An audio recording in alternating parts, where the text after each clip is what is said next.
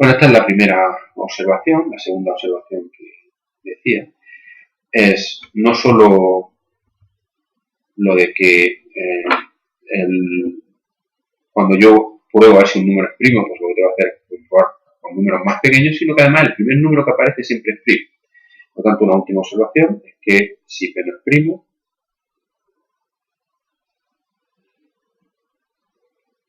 esto se me ha ido un poquito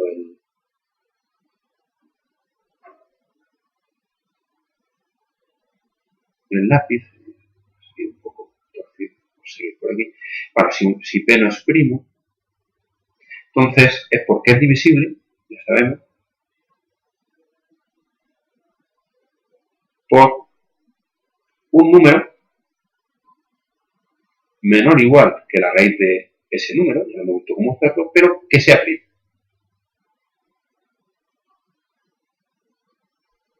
Si yo sé los números primos más pequeños que la raíz cuadrada, me evito trabajo. Un ejemplo.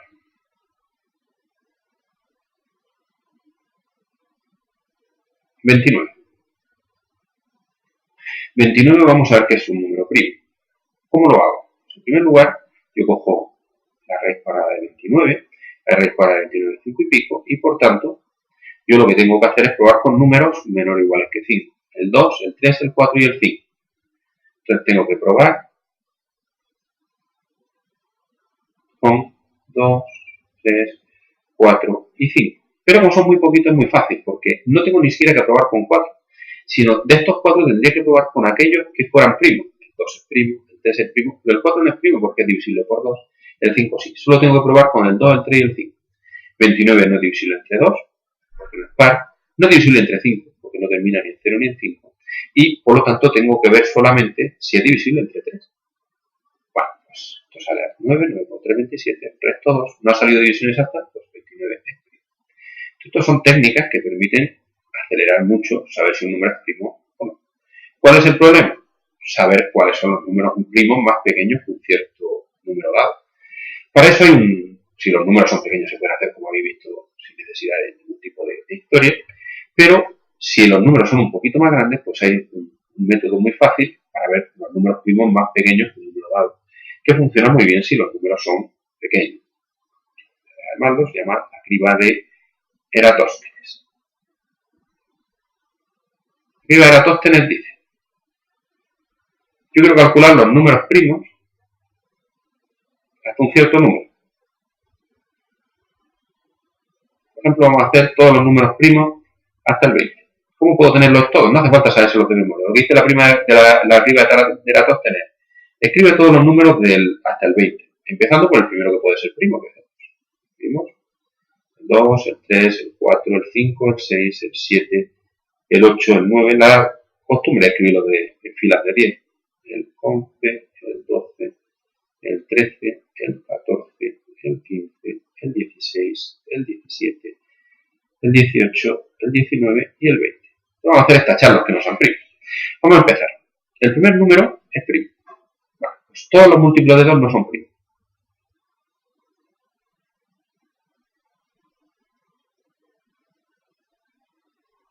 El primer número sin tachar es primo. ¿Por qué? Porque no es divisible por los anteriores, porque lo hubiera tachado. Pues el 3 es primo. Por lo tanto, los múltiplos de 3 no son primos. Ni el 12, ni el 15, ni el 18. Ya el siguiente se sale. El siguiente número es primo, porque no es divisible por ninguno de los anteriores. Tacho los múltiplos de 5. Anda, pues si ya he tachado todos, ¿no? Esto no es una casualidad. ¿Qué pasa con los números hasta el 20? Pues que si no son primos, tienen que ser divisibles por números más pequeños que la raíz de 20. La raíz de 20 es 4 y pico. En cuanto haya hecho este método y haya llegado hasta 4 y pico, aquí, todos los que queden sin tachar ya tienen que ser primos. Bueno, pues aquí tenemos todos los números primos más pequeños que 20. Entonces, repito, sencillamente se escriben todos los números. El primer número se marca, el 2 es primo, se tachan todos sus múltiplos, se va uno al siguiente, se marca, se tachan todos sus múltiplos, se va repitiendo hasta que llegue un número que sea ya mayor que la raíz cuadrada del mayor que haya escrito aquí. A partir de ahí ya todos los que queden sin tachar los marcas porque son primos. Todo junto pues permite ya calcular de forma bastante sencilla saber si un número es primo o no. Vamos a hacerlo con un número un poquito más grande. Vamos a ver, por ejemplo, si un número como el 93, si es primo.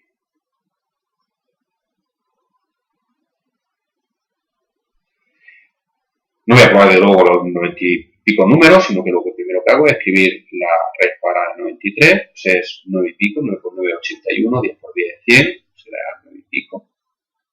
Entonces lo tengo que probar hasta el 9. ¿Bueno? Tengo que probar con todos los números hasta el 9, el 2, el 3, no, solo con los primos hasta el 9, pero yo aquí tengo los primos hasta el 9. Los primos hasta el 9 son 2, 3, 5 y 7. Entonces, primos menores o iguales que 9 son el 2, el 3, el 5 y el 7. Bueno, pues mi número, si no es divisible por ninguno de estos cuatro, pues será primo. Algunas cosas obvias. Entre 2 no es divisible porque no es par. Entre 5 no es divisible porque no termina ni en 0 ni en 5. Eso lo tengo que probar con el 3 y el 7. Pues vamos a ver. El 93 te va a salir que no es primo. Me he dado cuenta antes. Porque si divido entre 3, 3 por 3, 9. Resto 3 a 1, resto 0. Efectivamente, pues no es primo.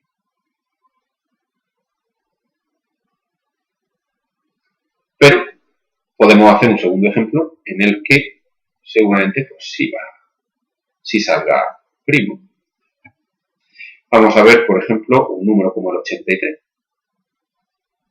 ¿Será primo o no será primo? Primero la raíz cuadrada de 83, pues es 9 por 9, 81, pues 9 y pico.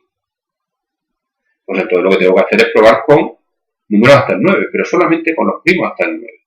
Teníamos escrito de antes, los números primos menores o iguales que 9, pues son el 2, el 3, el 5 y el 7, pues vamos a ver. Entre 2 no es divisible porque no es par, entre 5 no es divisible porque no termina ni en 0 ni en 5. Vamos a ver qué pasa con el 3 y el 7. 1 por 3, 6, 23, 7 por 3, 21 y resto 2, no división exacta.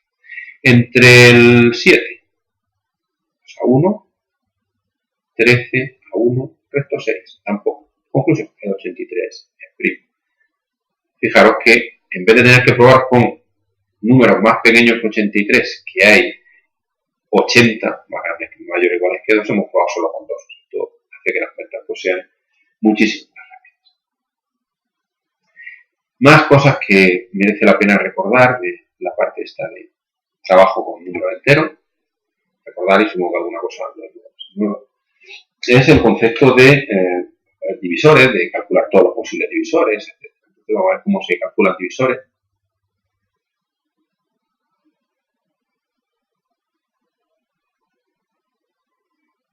Una vez que se tenga puesto como producto de primo. Entonces vamos a coger un número, por ejemplo el 48, que ya lo teníamos puesto como producto de primo. Recuerdo que el 48, bueno, lo hacemos, no pasa nada. 48 se puede poner a 2, 24, 2, 12, 2, 6, 2, 3, 3, con cuyo motivo el 48 pues, se puede escribir como 2 por 2 por 2 por 2 por 3, lo que es lo mismo 2 elevado a 4 por 3. Bueno, ¿cómo se calculan divisores del 43, del 48? Perdón. Bueno, pues la idea es que si el 48 está formado por 4, 2, 6 y un 3, si yo quiero divisores, lo que tengo que hacer es coger algunos de estos factores. Entonces, algunos divisores, pues puedo, por ejemplo, coger los 4 doses, me sale 2 elevado a 4, que es 16, o puedo coger, por ejemplo, un 2 y un 3, que es 6, o puedo coger 2, 2, 6 y un 3, o puedo coger solo 3 doses. Tenemos muchos posibles divisores. De hecho, hay una forma sistemática de hacerlo. La idea es ir cogiendo cada vez más. Entonces vamos a empezar. Si no cogen ninguno de estos, ni 2 ni 3, pues el primer divisor que tengo que hacer es el 1. Si coge uno solo, tendrás que coger el 2 o el 3. Bueno, ya tenemos 2 divisores más. Si cogemos 2, pues podemos coger 2 iguales. En este caso tendremos 2 por 2, que es el 4. O 2 distintos, 2 por 3, que es el 6. Si cogemos 3, pues podemos coger 3 iguales, 2 por 2 por 2, que es el 8. O 2 iguales y uno distinto, 2 por 2 por 3, que es el 12. Si cogemos 4, podemos coger los 4 iguales, sea, el 16, o bien podemos coger 3 iguales y uno distinto. 2 por 2 por 2 por 3. Y finalmente, si en vez de coger 4, cogemos 5, pues tendremos que cogerlos todos. Entonces tendremos eso, 2 igual a 4. Escribiéndolo aún por orden, tenemos que los divisores son el 1, el 2, el 3, el 4, el 6, el 8, el 12, el 16, el 24 y el 48. Y estos son todos los posibles divisores del número. O sea que calcular todos los posibles divisores de un número, pues es posible hacerlo, y es posible hacerlo siempre y cuando tengamos el número puesto como producto de primos. En varios problemas, lo interesante no es tanto encontrar los divisores de un número, sino lo que se llaman los divisores comunes. Vamos a hablar de divisores comunes y vamos a ver un poquito cómo se calcula. Vamos a ver dos métodos.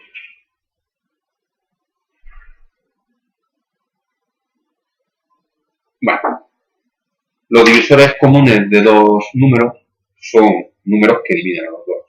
Yo tengo A y B, pues C se dice un divisor común.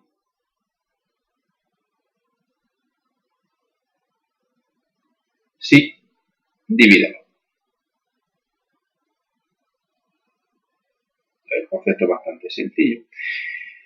El problema es intentar calcularlo. Normalmente, por lo menos, se quiere calcular uno. Y normalmente se intenta calcular el más grande.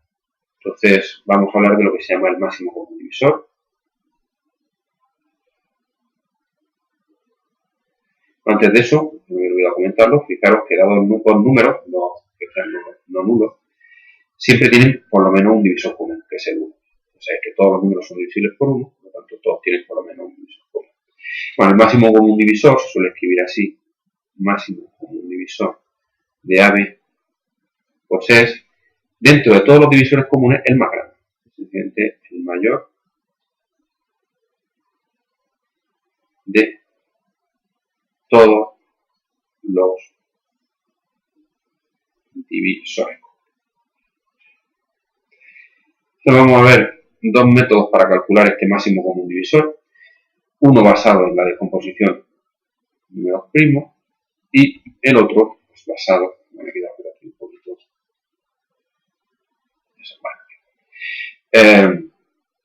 Vamos a ver un primer ejemplo de cálculo y vamos a comentar por qué ese método pues, no es completo.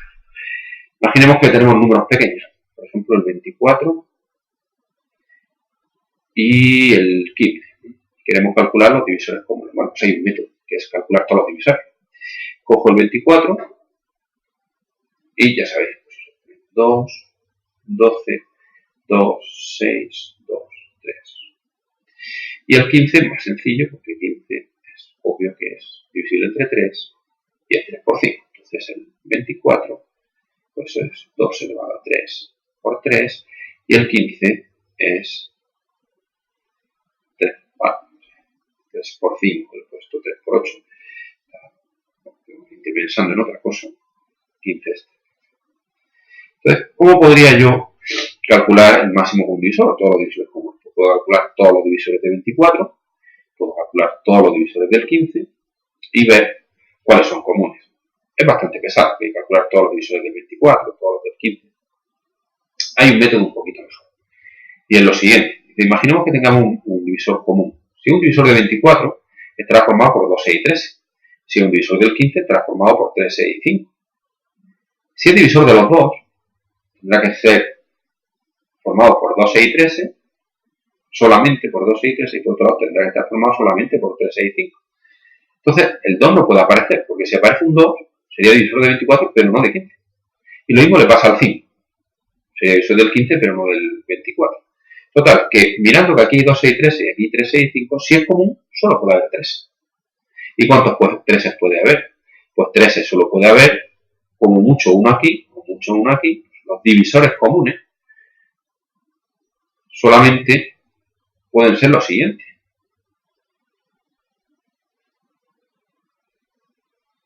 Por supuesto el 1, y si no es el 1, tendrá que ser el 3. ¿Y de los dos cuál es el máximo común divisor? Pues obviamente el mayor.